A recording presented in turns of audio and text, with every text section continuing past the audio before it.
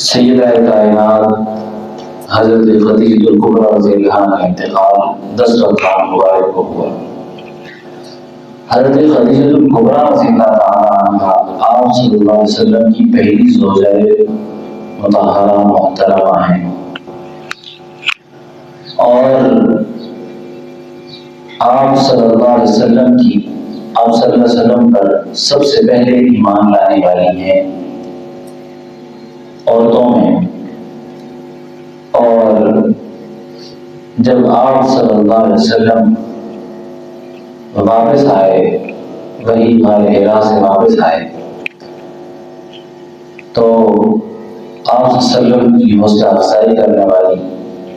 آپ صلی اللہ علیہ وسلم کے حوصلے کو بلند کرنے والی، اور آپ صلی اللہ علیہ وسلم کا ساتھ دینے والی، اور آپ صلی اللہ علیہ وسلم کی ہمت کو بڑھانے والی وہ حضرت خدیجہ الکبریٰ رضی اللہ عنہا تھی۔ اور آپ صلی اللہ علیہ وسلم نے ان کی موجودگی میں دوسرا نکاح بھی نہیں فرمایا، اور آپ صلی اللہ علیہ وسلم کی جو اولاد زندہ رہی تقریباً ساری اولاد سوائے حضرت ابراہیم کے جو آپ صلی اللہ علیہ وسلم کی بانی حضرت ماریہ قبطیہ سے پیدا ہوئے تھے، ان کے علاوہ آپ صلی اللہ علیہ وسلم کی ساری اولاد حضرت خدیجہ الکبریٰ رضی اللہ عنہا کے بدن سے ہیں۔ اور اللہ تعالیٰ نے حضرت خدیجہ الکبریٰ رضی اللہ عنہا کو بڑے خزائن سے نوازا تھا۔ آپ صلی اللہ علیہ وسلم کا جب حضرت خدیجہ رضی اللہ عنہا کے ساتھ رشتہ طے ہوا، ازدواجی تعلق منسلک ہوا، تو حضرت خدیجہ رضی اللہ عنہا کی عمر اس وقت 40 سال تھی، اور آپ صلی اللہ علیہ وسلم کی عمر 25 سال تھی۔ حضرت خدیجہ الکبریٰ رضی اللہ عنہا خوبصورت بھی تھیں، اور عرب کے بڑے تجار میں ان کا شمار ہوتا تھا، بڑے تاجر تھی، اور ان کے خاندان، ان کا رہن سہن بڑے لوگوں میں ہوتا تھا۔ حضرت خدیجہ الکبریٰ رضی اللہ عنہا اپنا مال مختلف ملکوں میں بھیجا کرتی تھی کہ میرا مال جائے اور وہاں سے تجارت ہو اور وہ شخص تجارت کر کے واپس لائے۔ تو اس کے لیے ایسے ہوتا تھا کہ کوئی بھی ایسا آدمی، امانتدار آدمی، اس کو کوئی عورت یا کوئی مرد بیمار دے دیا کرتا تھا اور کہتا تھا یہ تم لے جاؤ اور جا کر فلاں بازار میں فروخت کرو، جو اس سے منافع ہو وہ اگر مجھے ہو، میں اس سے تمہیں کچھ اجرت دوں گا، معاوضہ دوں گا، جو کرایہ ہوگا، جو تمہارا جو تنخواہ بنے گی تمہاری، وہ میں تمہیں دوں گا۔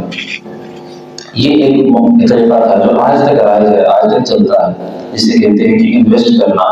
اپنا مال لگانا کسی جگہ پر، کسی کو دینا، جیسے مزاربت بھی کہتے ہیں۔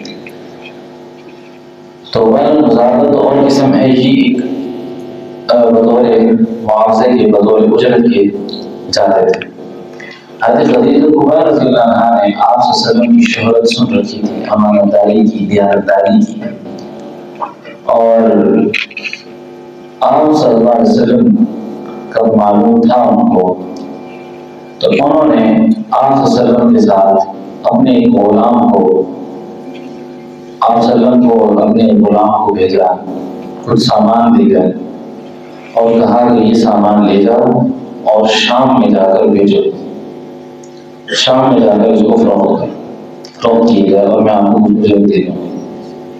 اور آپ صلی اللہ علیہ وسلم کی صفات سے یہ پہلے ہی بہت متاثر تھی۔ سامان گیا اور غلام کو کہا تھا کہ اس شخص آپ صلی اللہ علیہ وسلم کو راستے میں دیکھنا، یہ نبوت سے پہلے کی بات ہے، آپ صلی اللہ علیہ وسلم کو راستے میں دیکھنا کہ آپ صلی اللہ علیہ وسلم کے ساتھ کیا معاملہ پیش آتا ہے۔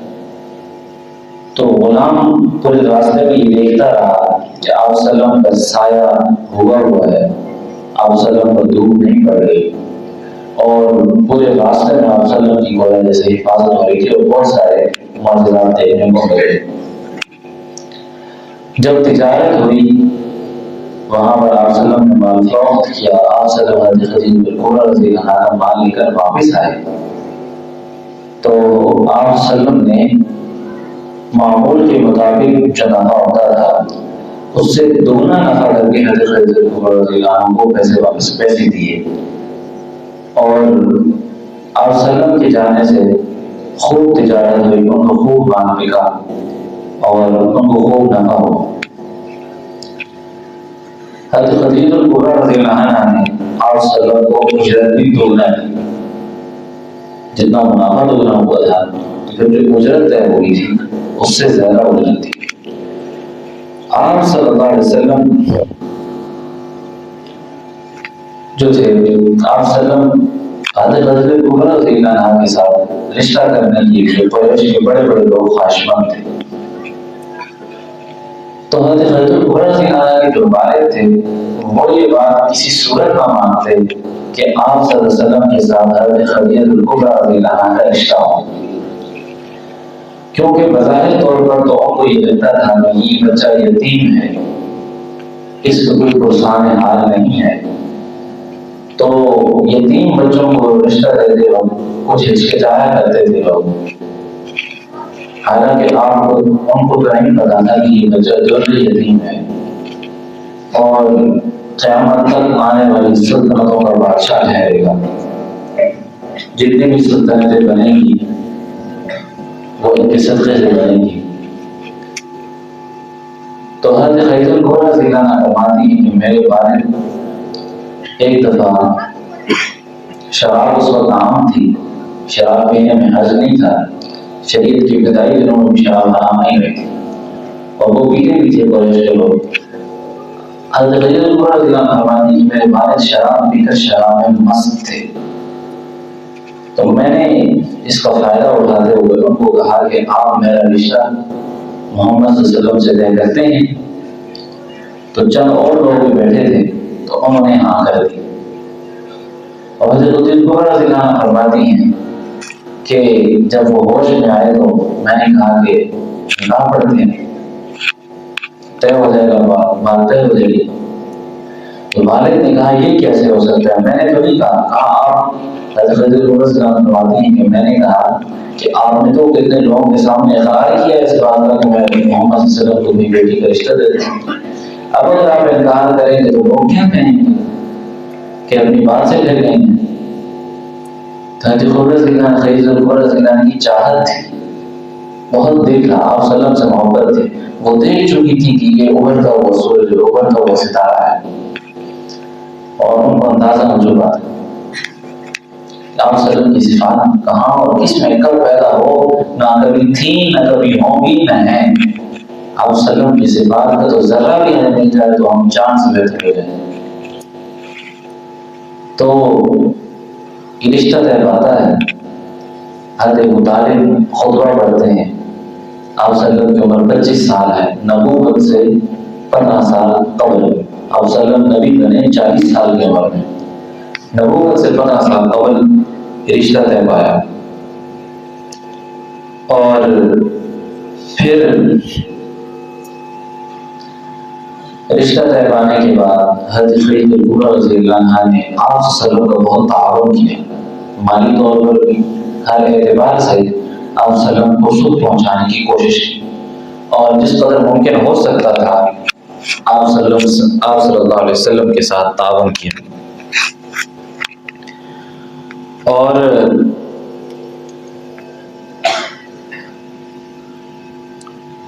آپ صلی اللہ علیہ وسلم کو بہت خوش رکھا ہر اعتبار سے، اور آپ صلی اللہ علیہ وسلم ان کے احسانات کو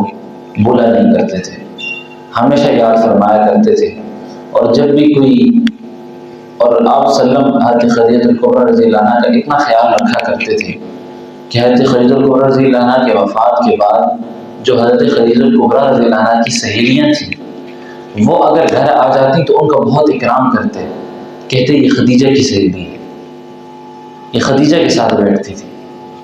خدیجہ اس کے ساتھ محبت کرتی تھی، تو خدیجہ کی وجہ سے ان کا بھی اکرام کیا کرتے تھے کہ یہ خدیجہ کے ساتھ تعلق ہے، اور باقی بھی ازواج مطہرات کے سامنے حضرت خدیجہ کی بہت تعریفیں کیا کرتے تھے، اور ہر اچھے موقع پر حضرت خدیجہ کو یاد کیا کرتے تھے. کوئی بھی ایسا موقع آ جاتا تو حضرت خدیجہ رضی اللہ عنہ کو یاد کیا کرتے. ایک دفعہ حضرت عائشہ رضی اللہ عنہ فرماتی ہیں کہ مجھے جب میرے سامنے بہت زیادہ تعریفیں کی تو سوکن کے ساتھ کچھ خلش پلش تو ہوتی ہے، سوکن تو تھی وہ. عائشہ رضی اللہ عنہ کہتی ہیں میں نے ازرائے مذاق فرمایا کہ اس بوڑھے میں کیا رکھا ہے کہ آپ اس کو بہت یاد کرتے ہیں. اس بوڑھے میں کیا رکھا تھا کہ آپ اس کو بہت یاد کرتے ہیں. ازرائے مذاق فرمایا تھا، ایک آپس میں تعلق تھا. تو آپ صلی اللہ علیہ وسلم رو دیا کرتے تھے کہ حضرت خدیجہ کے میرے پہ بہت احسانات ہیں عائشہ. اور حضرت عائشہ رضی اللہ عنہ کو دفعہ فرمایا بھی جو آپ صلی اللہ علیہ وسلم فرماتی تھی. آپ صلی اللہ علیہ وسلم نے حدیث مبارکہ میں ایک دفعہ فرمایا کہ حضرت مریم جو تھی عیسیٰ علیہ السلام کی والدہ، وہ اپنے زمانے کی سب سے بہترین خاتون تھی، اور حضرت خدیجہ اس امت کی سب سے بہترین خاتون ہے. اور حضرت خدیجہ رضی اللہ عنہ کے ساتھ آپ صلی اللہ علیہ وسلم کا اتنا تعلق تھا. حضرت عائشہ رضی اللہ عنہ فرماتی ہیں کہ آپ صلی اللہ علیہ وسلم کسی معاملے میں اتنی غیرت محسوس نہیں کیا کرتے تھے جتنی حضرت خدیجہ رضی اللہ عنہ کے معاملے میں غیرت محسوس کرتے تھے. اور آپ حضرت عائشہ رضی اللہ عنہ فرماتی ہیں کہ میں نبی کریم صلی اللہ علیہ وسلم کا ذکر آپ صلی اللہ علیہ وسلم کی زبان سے ہمیشہ سنتی رہتی تھی. اور اللہ تعالیٰ نے حضرت نبی کریم صلی اللہ علیہ وسلم کو ایک دفعہ حکم کیا جب حضرت خدیجہ رضی اللہ عنہ آپ صلی اللہ علیہ وسلم کے لیے کھانا لے کر آ رہی تھی، آپ صلی اللہ علیہ وسلم کو کھانا پیش کر رہی تھی، تو اللہ تعالیٰ نے فرمایا بشروا بالجنہ بشروا خدیجہ ببیت فی الجنہ،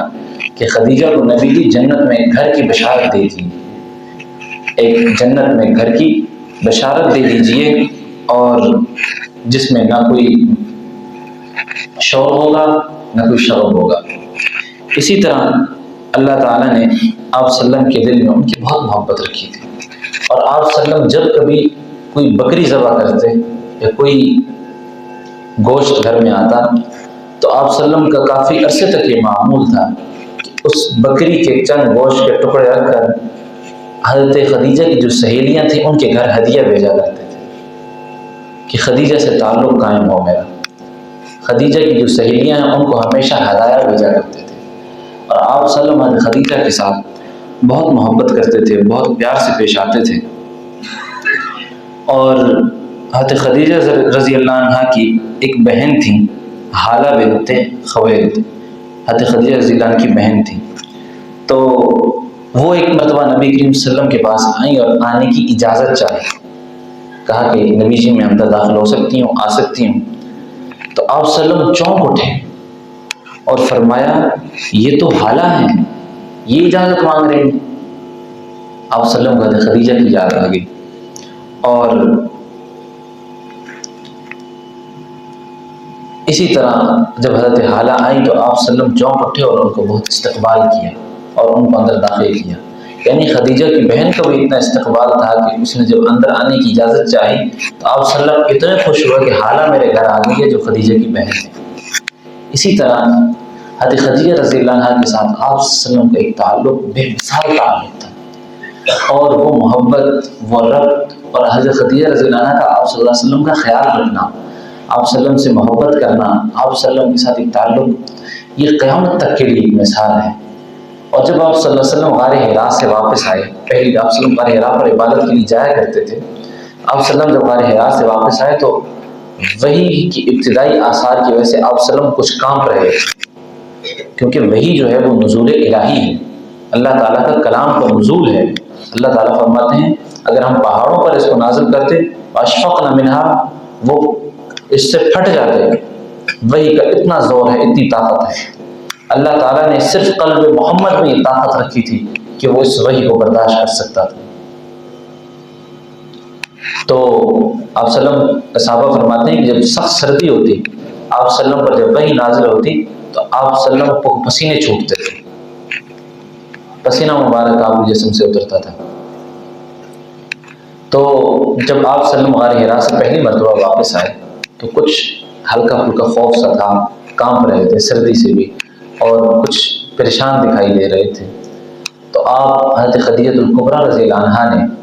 آپ صلی اللہ علیہ وسلم کو دیکھ کر فرمایا کہ آپ تو یتیموں کی دادرسی کرنے والے ہیں، آپ تو غریبوں کا ساتھ دینے والے ہیں، آپ تو مسکینوں کا سہارا بننے والے ہیں، آپ کی اخلاق تو کمال اخلاق ہیں، آپ تو لوگوں کے ساتھ اچھے طریقے سے پیش آنے والے ہیں۔ یہ باتیں کہہ کر فرمایا کہ آپ جب اتنے اچھے ہیں تو وہ اللہ آپ کو تنہا نہیں چھوڑے گا، وہ اللہ آپ کو کبھی تنہا نہیں چھوڑے گا۔ آپ صلی اللہ علیہ وسلم فرماتے ہیں کہ خدیجہ کے وہ الفاظ میرے لیے بہت حوصلہ افزائی کا سبب بنے تھے اور مجھے بہت حوصلہ افزائی ہوئی تھی۔ حضرت خدیجہ رضی اللہ عنہ نے آپ صلی اللہ علیہ وسلم کو کمبل اڑایا، کمبل اوڑھے، کمبل اوڑھنے کے بعد قرآن پہ آیت نازل ہوئی، یا ایھا المزمل قم اللیل الا قلیلا، ایک کمبل اوڑھنے والے، ایک کالی کملی والے۔ تو آپ صلی اللہ علیہ وسلم نے اس کا تفصیلی اپنی جو ذکر فرمایا ہے کہ جب مجھ پر پہلی وحی نازل ہوئی تو میں نے اپنا سر اوپر کی طرف دکھائی دیا، مجھے ایک چیز دکھائی دی، پھر میں خدیجہ رضی اللہ عنہ کے پاس آیا، کہا مجھے کپڑا اڑا دو، مجھے ٹھنڈا پانی ڈالو، اور اس طرح کی باتیں کر کے آپ صلی اللہ علیہ وسلم حضرت خدیجہ سے سہارا لیا کرتے تھے۔ تو اور آپ صلی اللہ علیہ وسلم کے پاس جب کبھی زندگی میں جب جاتے تھے، آپ صلی اللہ علیہ وسلم جب کوئی وحی سے پہلے، نبوت سے پہلے کوئی خواب دیکھتے تھے تو وہ صبح جب اٹھتے تو وہ اسی طرح ہو جاتا تھا، خواب حقیقت میں تبدیل ہوتا تھا۔ اور اس طرح آپ صلی اللہ علیہ وسلم کو تنہائی بھلی لگنے لگی، آپ صلی اللہ علیہ وسلم پھر تنہائی کے شوقین ہو گئے اور غار حرا تنہا تشریف لے جاتے اور وہاں ہی رکتے، وہاں ہی رہتے، تحنث یعنی عبادت کرتے۔ اس وقت کی جو عبادت تھی آپ صلی اللہ علیہ وسلم کو اللہ تعالیٰ کو جو آپ صلی اللہ علیہ وسلم کو جو معلوم تھا بس ایک ذات کی عبادت سوچتے تھے، تو وہاں کئی راتیں جاگتے، گھر میں نہ آتے، لیکن اور ساتھ یہاں سے توشہ سامان لے کر جاتے، جب سامان ختم ہو جاتا پھر خدیجہ کے پاس آتے، کہتے خدیجہ مجھے سامان دو، میں جاؤں وہاں رہوں، پھر خدیجہ سامان دیتی، پھر آپ صلی اللہ علیہ وسلم جاتے عبادت کرتے اور اتنا ہی توشہ پھر لے جاتے، اور پھر اسی طرح آپ صلی اللہ علیہ وسلم کے پاس آتے جاتے۔ اور اللہ تعالیٰ نے حضرت خدیجہ رضی اللہ عنہا کو بڑی صفات سے نوازا تھا۔ ایک بار جب آپ صلی اللہ علیہ وسلم غار حرا سے واپس آئے تو حضرت خدیجہ رضی اللہ عنہ کے پاس جب آئے تو حضرت خدیجہ رضی اللہ عنہا اس وقت جب آئے تو ان کو یہ بات بتائی تو حضرت خدیجہ رضی اللہ عنہ نے نبی کریم صلی اللہ علیہ وسلم کو کہا کہ آئیں میرے ساتھ چلیں ورقہ بن نوفل کے پاس، یہ اس دور کا بڑا عالم اور بڑا راہب تھا، میرے ساتھ چلیں، اس کے پاس چلتے ہیں۔ وہ حضرت خدیجہ رضی اللہ عنہ کے چچا تھے، سگے چچا تھے، اور آپ کے والد کے بھائی تھے، یعنی چچا تھے۔